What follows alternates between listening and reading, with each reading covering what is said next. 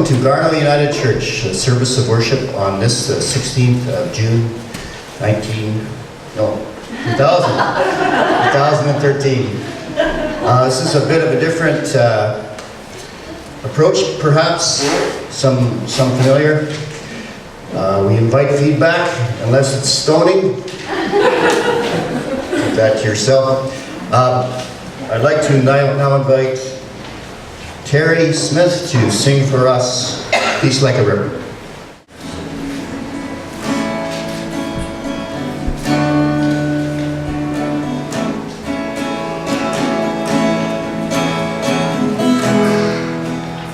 So please sing along with me through the song. I learned it a little bit.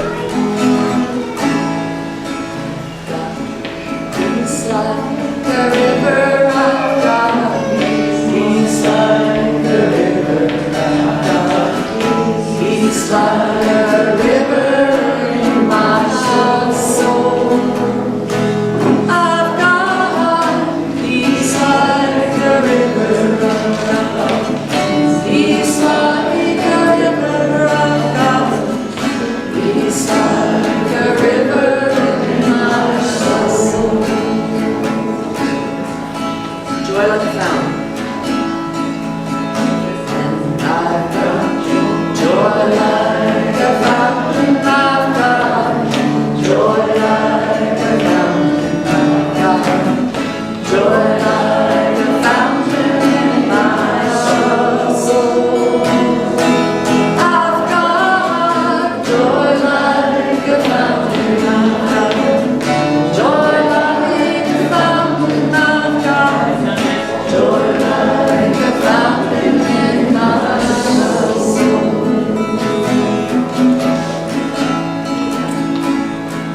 Love like an ocean.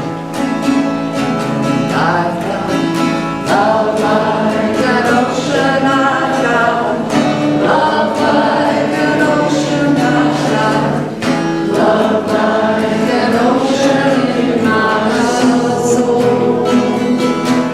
I've got love like an ocean. I've got love like an ocean. I've got love like an ocean in my soul. Oki ennekoksuteena ja anksia kiksi dinex ixokapi kistimona kiki okay. Reconciliation by Rebecca Tabo-Bodudum. We are waking up to our history from a forced slumber. We are breathing it into our lungs so it will be part of us again. It will make us angry at first, because we will see how much you stole from us and for how long you watched us suffer. We will see how you see us and how when we copied your ways, it killed our own. We will cry and we will cry because we can never be the same again, but we will go home to cry and we will see ourselves in this huge mess. We will gently whisper the circle back, and it will be our old and it will be new.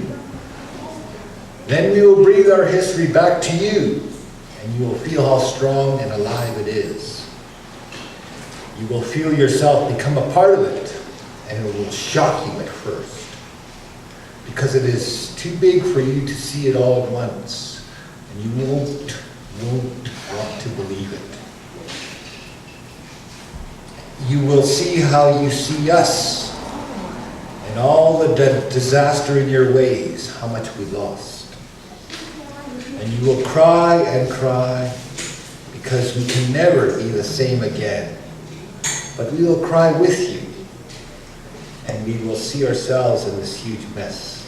And we will gently whisper the circle back, and it will be old and it will be new. This is the candle of hope. It has come to symbolize to the people of the United Church of Canada the affirming ways of the church. I think there is a much deeper meaning that I'd like to explore with you today. It is affirming of us all. It brings to reality those things that we as a people can achieve together. So my first act of sacrilege, perhaps not the first one this morning, but I'm going to invert the candle. So you've all often heard of the saying, burning the candle at both ends. Well, here goes. And the reason for that is because the color that I want at the top is the violet color. Not violet, violet. And then indigo, and then light blue, green, yellow, orange, and the bottom one is red. And this corresponds to the keynotes on the piano, which Karen will play for us as we meditate through this candle. We're going to do this together, and then we'll light it. And it also corresponds to what is known in some circles as chakra points in a person's body. In other words, these energy centers. So the violet one is the top, or the crown. The indigo is the so-called third eye, right behind your eyebrow here. Oftentimes you see people from India that have a little indication right over the third eye. Perhaps whatever it means to them. The throat is the light blue, which is our voice. And perhaps when we get to that one, we can all try and make that tone together. See if that works. The green is the heart. Yellow is your energy center just above your navel area. Orange is the... red is yellow? Yeah. Oh, man. Well, thank you. Thank you for catching me. Yellow is the energy center just above the navel. Orange is their sexuality in the spring when you get those quiverings in your loins, I guess. It all happens to us sometimes. And red is the root, is the very bottom. So let's do this meditation together. Karen, did we have, I think, I gotta get this right. People have been practicing this for years. All right, so the G note is the first one. And when you hear this, imagine a ball, a violet ball right here. So you're going to do G first. G first step.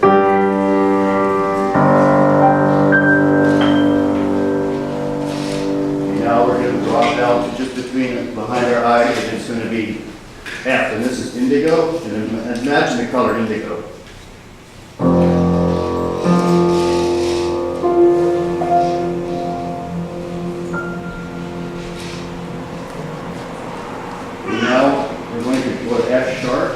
And this is the throat chakra. So I want you to try and make that note, it's a light blue color you're imagining, but try and make that sound that matches this note.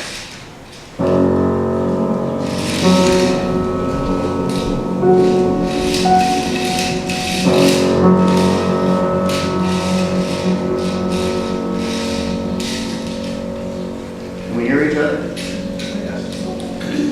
Now let's drop to our heart, which is green. Imagine a green color. Go ahead, E, Karen.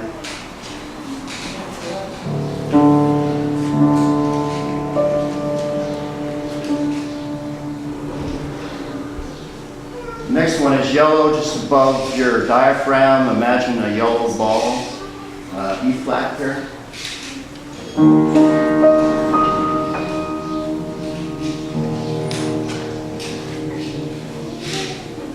Now we'll go to orange, and that's D.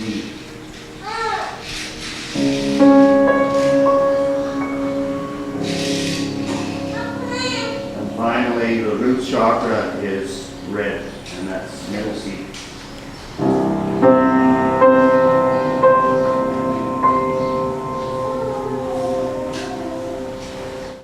Now light the candle.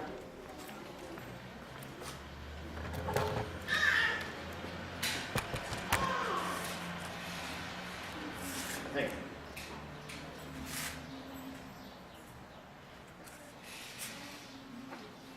So this is for all of us and all we hope for. Thank you.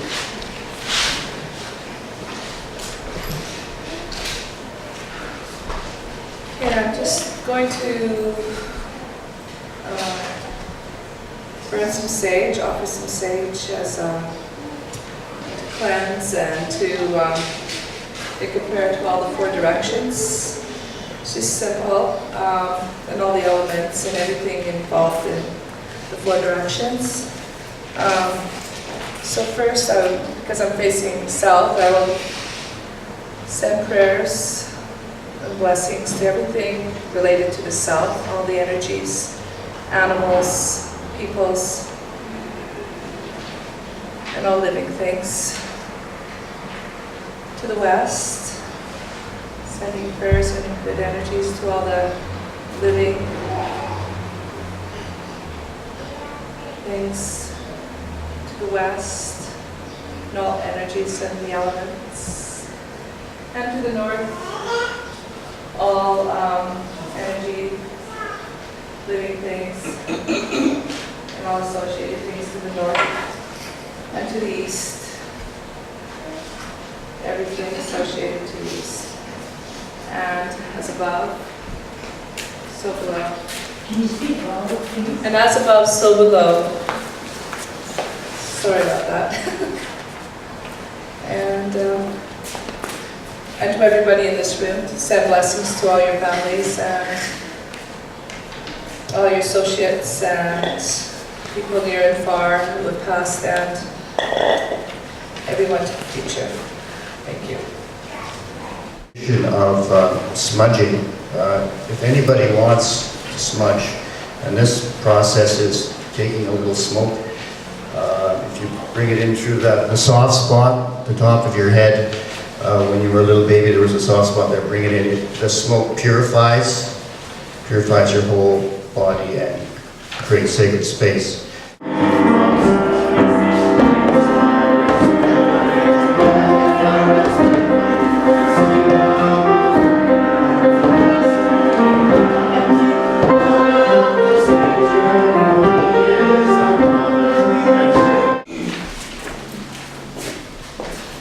Hear, O Israel, the Lord our God is one. The Lord is one, but we are many around the circle. We think of the cool, soothing waters we have experienced. A river, springs in the mountains, creeks or wells.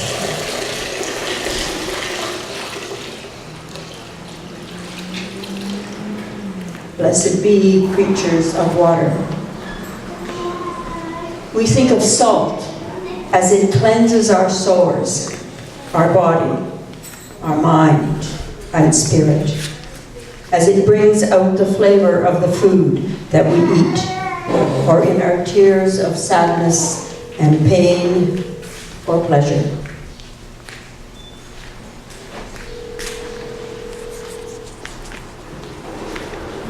Blessed be creatures of water.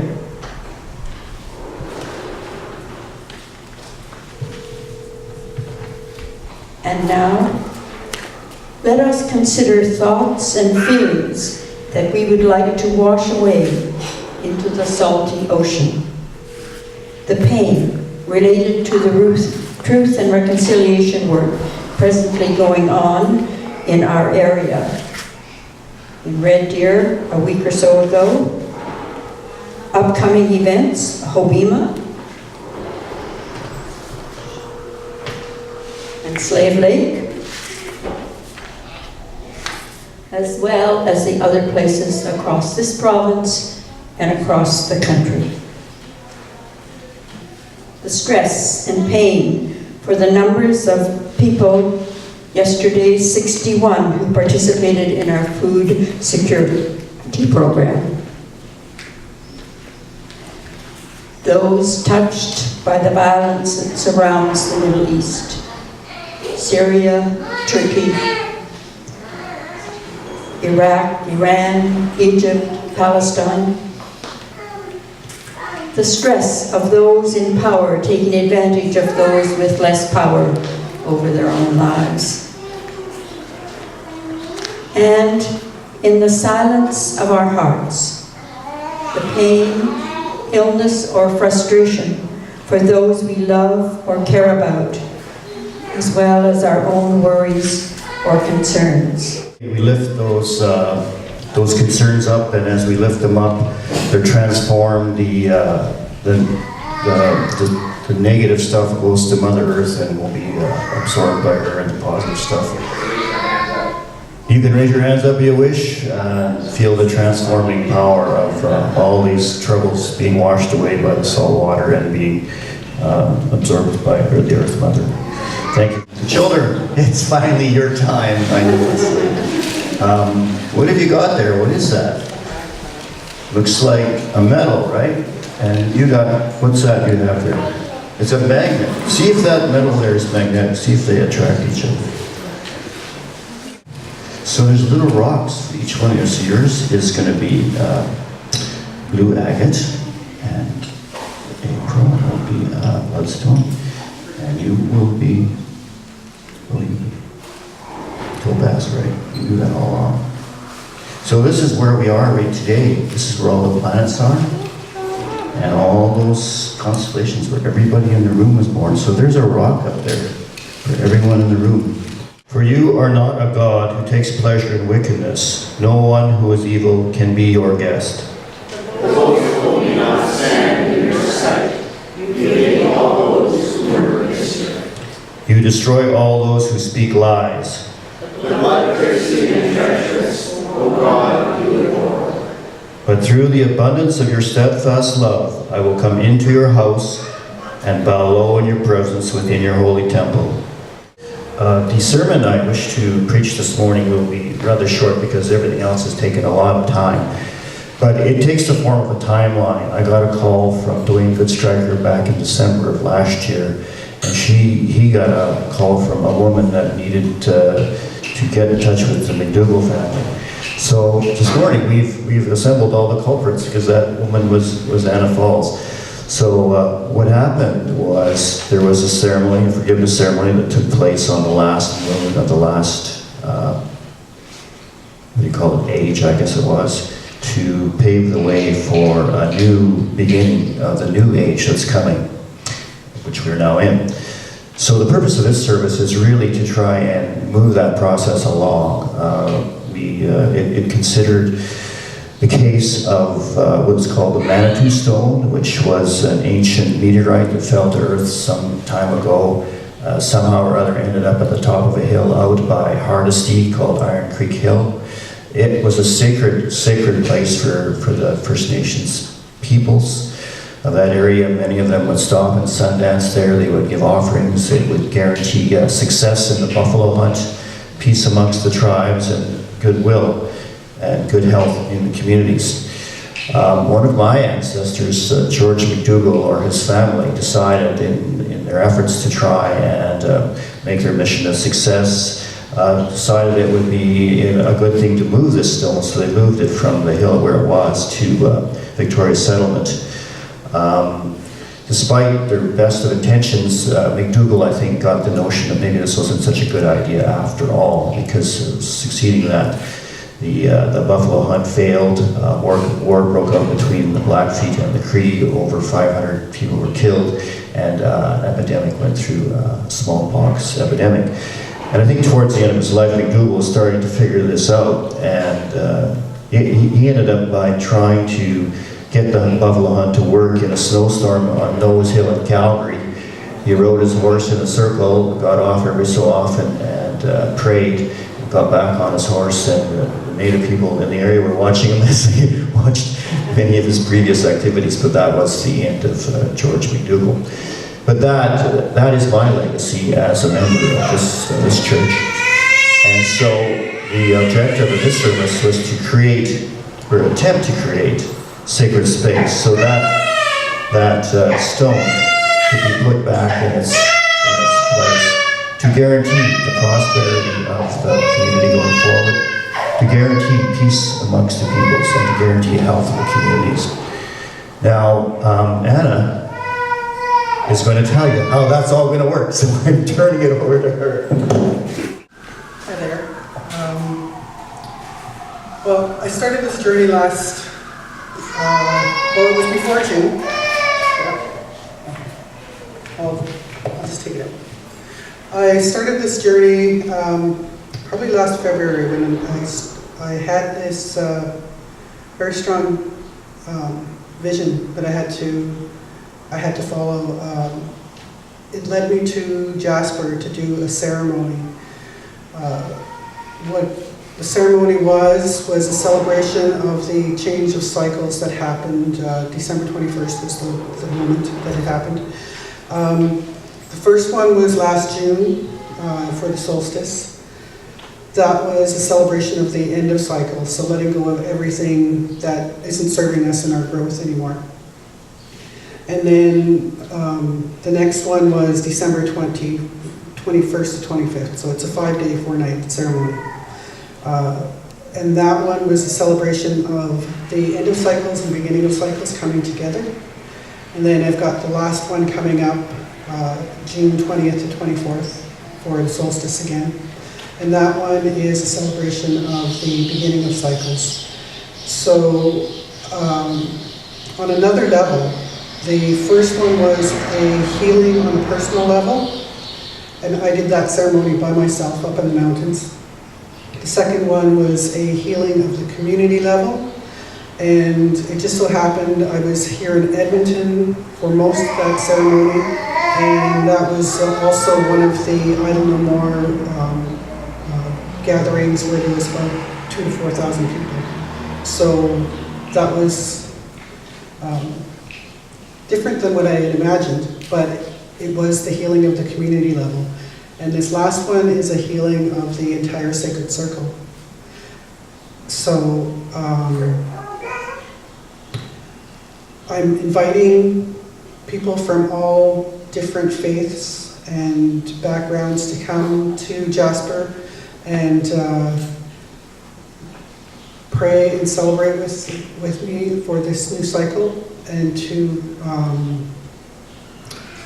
to help bring the peace. In that first ceremony in Jasper, I was introduced to the Manitou Stone through a book. So when I got back from Jasper, I decided I should do some research on this. I had to come back in the middle of my ceremony for one day.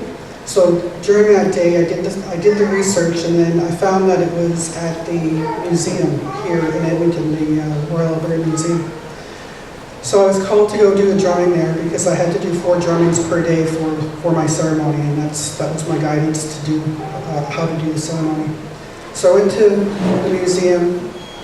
I couldn't do the drumming with the stone. I did it outside of the museum. And then during that research as well, I'd seen that George McDougall and the whole situation with what happened there. So I was guided to go and do a forgiveness ceremony, a forgiveness drumming at the George McDougall Church. Unfortunately, there was a change in of ministers at the time, so I couldn't do it then. So I just went down to the riverbank and did drumming there with George in mind, and until I could do the forgiveness ceremony at the church, which happened September 13th. And I was fortunate enough that Dwayne Goodstriker was able to come and perform that ceremony for me, because I don't have the knowledge of the ceremonies and stuff, and all of that was lost in this whole process that we've gone through with the residential schools and stuff. So I had to find somebody that understood the traditions and was able to do it traditionally. And thankfully, Dwayne Goodstriker was able to do that for me. And that was done September 13th on the last new moon, just before the cycles changed. The purpose of the ceremony was to clear the negative energy that surrounded the stone, the peace stone. And it was time for the peace stone to be returned to the people. So we had to clear that energy away, so that when we bring it back in and return it to the people, then to be able to do ceremonies with it again, then it's renewed, and we can go into this new cycle with positive energy.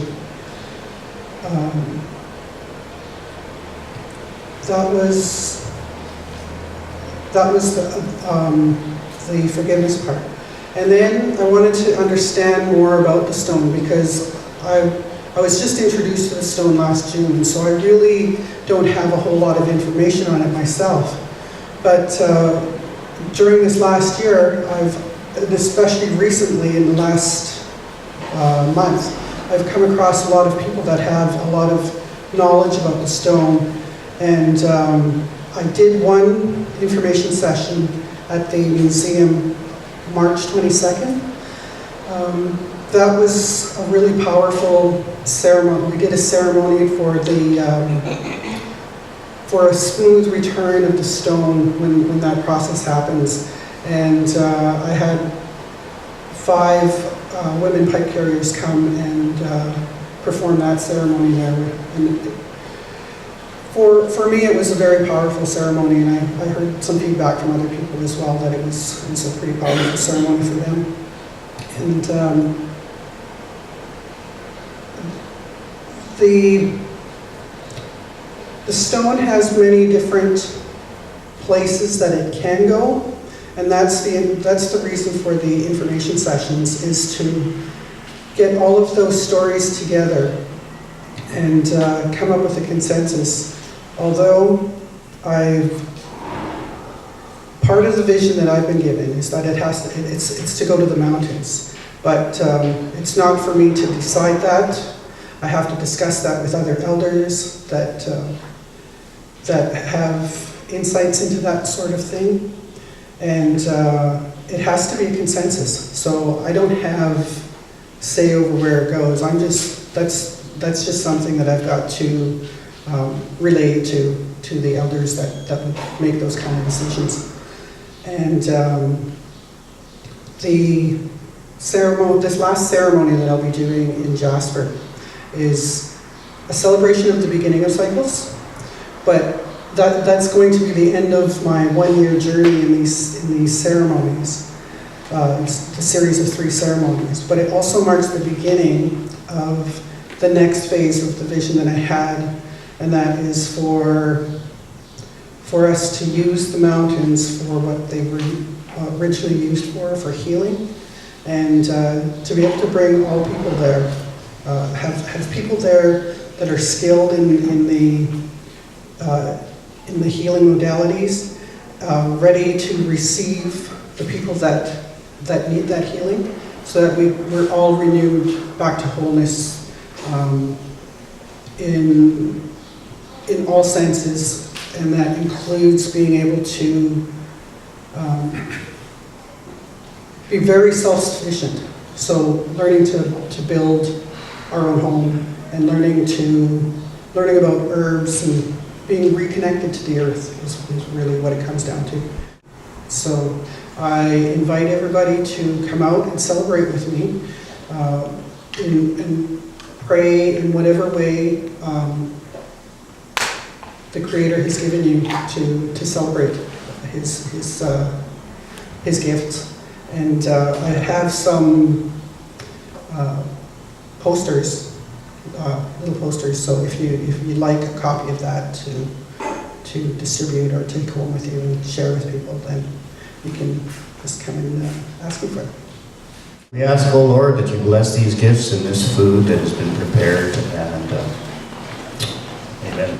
What I would like to propose is that we recite this poem called Reconciliation. Sutana read it at the outset, but perhaps now, through the experience that we've been through together, we can read it as one with the First Nations people. So we are waking up to our history of our force. We are breathing it into our lungs, so it will be part of us again. It will make us angry at first, because we will see how much you stole from us, and for how long you watched us suffer. We will see how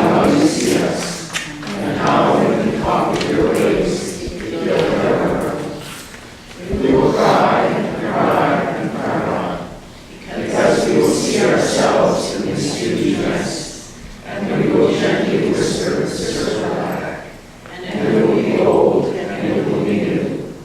And then we will breathe our history back to you. You will feel how strong and alive it is, and you will feel yourself become a part of it. And it will shock you at first, because it's too late to see it all at once. And you won't want to believe it. You will see how you see us, and all the disaster in your ways, how much you lost.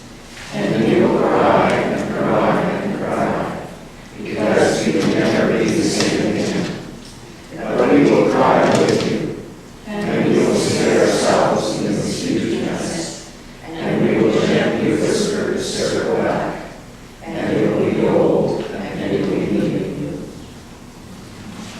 I want to extend a special thank you to all the women that have helped Paula Kerman in videography. Florence Schoen, who has provided the lovely fry bread. Patty Goodstriker, who's provided the lovely berry soup. Our very own Betty Marlin, who has done such a nice job of the confession and purification. Terry, who sang such a lovely song. Jennifer for helping with the videography and people coming and going. Also want to make a special thanks to my friend Dr. Kevin Sisk, who has helped with the videography. All those that read, John and Andrew. Special thanks. I almost forgot about our musical genius.